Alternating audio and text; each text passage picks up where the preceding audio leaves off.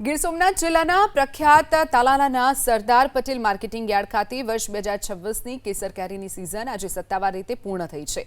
ચાલુ વર્ષે કેરીની સિઝન કુલ 61 દિવસ સુધી ચાલી। આ સિઝન દરમિયાન યાર્ડમાં 10 કિલોગ્રામ વજન ધરાવતા કુલ 9,45,000 બોક્સ કેસર કેરીની આવક થઈ।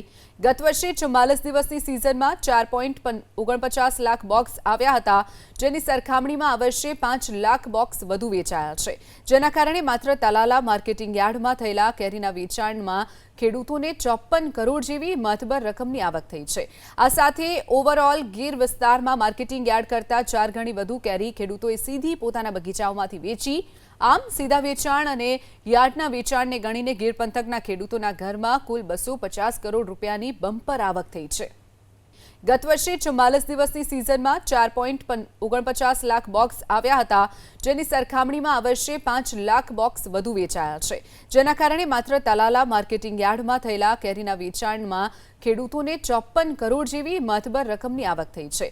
આ સાથે ઓવરઓલ ગીર વિસ્તારમાં માર્કેટિંગ યાર્ડ કરતાં 4 ગણી વધુ કેરી ખેડૂતોએ સીધી પોતાના બગીચાઓમાંથી વેચી।